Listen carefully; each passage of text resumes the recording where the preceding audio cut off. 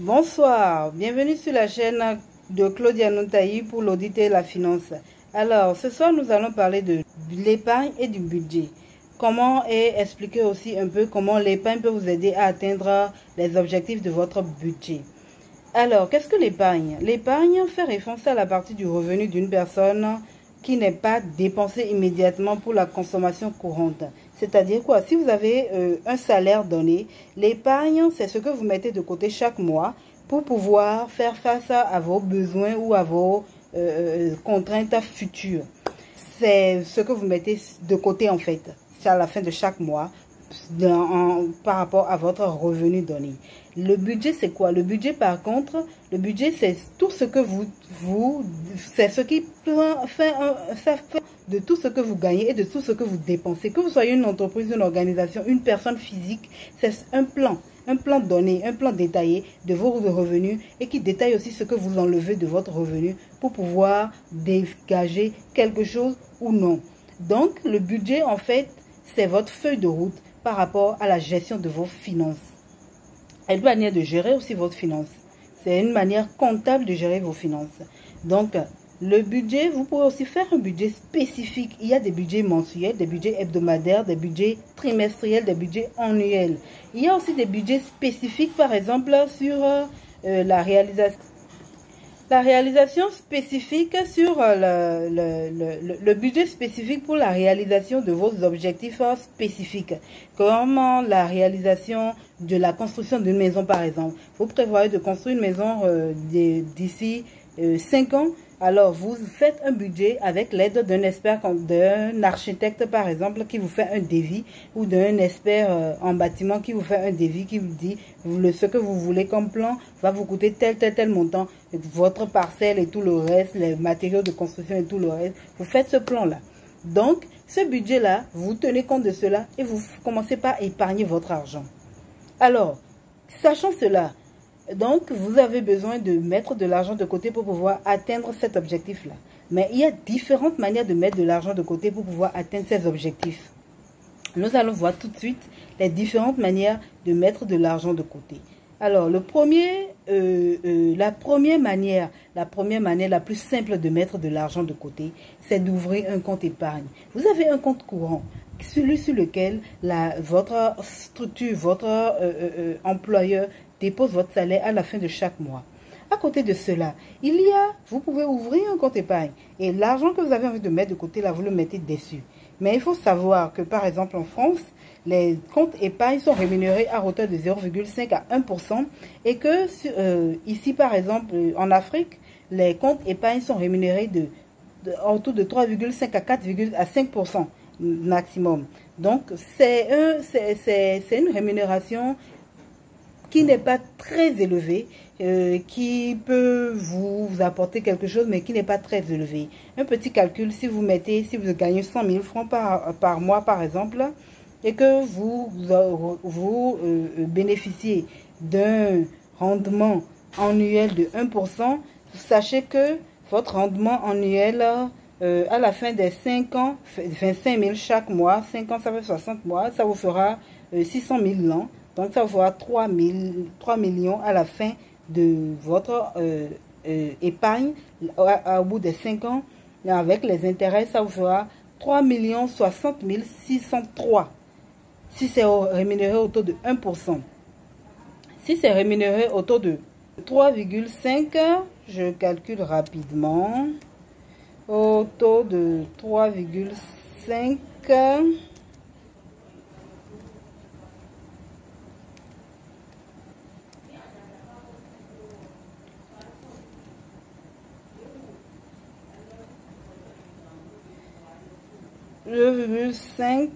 Ça vous fait 3 217 000. Dans tous les cas, le revenu que vous avez dessus, ça vous fait 200 000.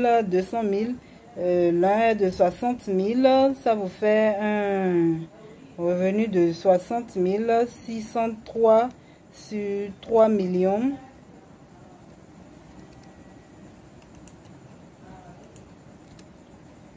Alors, ça vous fait 2%.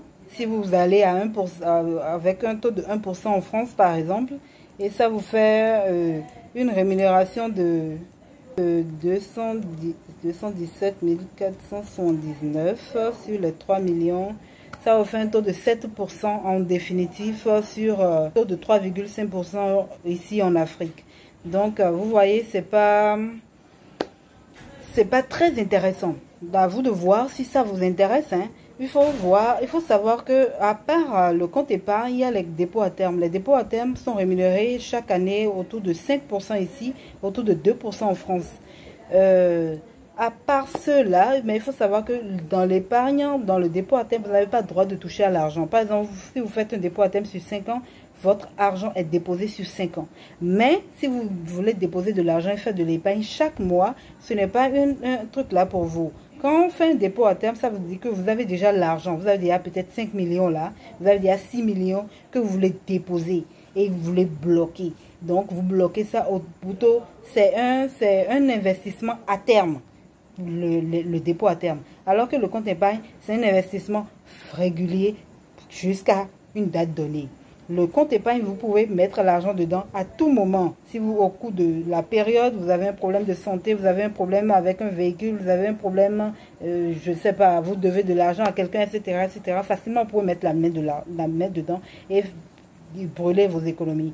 Alors que le dépôt à terme, l'argent est bloqué, vous ne pourrez pas toucher. Mais dans tous les cas, vous pouvez demander ensuite à la banque de débloquer votre argent à n'importe quel moment pour récupérer votre argent. Ça aussi, c'est une possibilité. Mais c'est un peu plus compliqué, donc vous n'allez pas aller là-bas forcément. La planification budgétaire. Établir un budget est une méthode fondamentale pour gérer vos finances. Comme on l'a expliqué tout à l'heure, la planification budgétaire, vous faites un point déjà tous les jours pour savoir combien vous gagnez, combien vous devez sortir. Et ça vous permet de voir, de faire un point de vos ressources et d'entrer et sortir. Ensuite, je reviens sur le prochain point, c'est le point de la réduction des dépenses. Si vous avez l'habitude d'aller 10 fois au restaurant le mois, il serait temps de commencer par penser à y aller seulement 5 fois ou 6 fois. Ça vous fera une petite économie que vous pourrez mettre en épargne. Si vous avez l'habitude d'acheter un vêtement chic, un vêtement de luxe tous les mois, il est temps de commencer par arrêter de l'acheter tous les 3 mois ou tous les 6 mois. Ça vous permettra de mettre de l'argent de côté et de faire de l'épargne. Voilà, c'est un petit peu ça, le principe de l'épargne, et qui va vous permettre de pouvoir en bénéficier plus tard. Il y a les actions. Vous pouvez acheter une action d'une société. Il faut, je rappelle, j'ai d'autres vidéos qui expliquent correctement ce que c'est qu'une action, une obligation. Alors, je le rappelle encore ici, l'action, c'est un titre de propriété qui vous permet d'être propriétaire d'une entreprise et d'avoir droit aux dividendes de l'entreprise là. Alors, si vous achetez des actions, ça vous permettra d'avoir, si l'action augmente, vous allez pouvoir gagner quelque chose après. Ça va peut-être doubler de valeur, pourquoi pas. Et vous allez gagner de votre argent plus tard. Donc, c'est un très bon investissement. Mais si l'activité de l'entreprise croît ou bien la valeur de l'entreprise décroît, vous allez perdre de l'argent. Ne l'oubliez pas. Une obligation, vous pouvez investir aussi sur les obligations. Les obligations, c'est des titres de créance. C'est ce que vous prêtez de l'argent à une entreprise ou à un État à un taux fixe.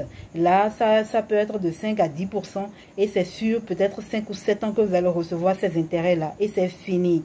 Mais vous savez que votre argent, il est là et vous allez recevoir votre intérêt en plus à 5-7%. C'est pas mal du tout. Donc, c'est un titre de créance, mais à un thème très limité. Les crypto-monnaies, si vous savez un peu ce que c'est, je peux vous conseiller aussi d'y aller. Bitcoin, vous avez certainement déjà entendu parler de ça. L'Ethereum, c'est de la monnaie virtuelle, mais qui peut vous permettre de gagner de l'argent avec et d'augmenter vos revenus. À vous de savoir si vous avez cet appétit-là et de vouloir bénéficier de l'augmentation du cours de ces monnaies-là. Vous pouvez investir aussi sur l'or. L'or, sa monnaie, sa valeur ne décroît jamais. Depuis 20 ans, 30 ans, 50 ans, sa valeur monte toujours. Vous pouvez vérifier. C'est un très bon investissement. L'or, l'argent, c'est un très bon investissement. On va rapidement sur l'investissement sur les crypto-monnaies. Vous pouvez aussi choisir d'investir dans une jeune entreprise qui a une très belle idée que vous appréciez. Imaginez que vous étiez là au début de Facebook, de Apple ou bien de Google. Vous serez milliardaire aujourd'hui. Il y a aussi les plans de retraite. Vous pouvez faire une assurance retraite pour pouvoir profiter de cela. J'espère que vous avez apprécié tout cela. Merci pour cette petite vidéo.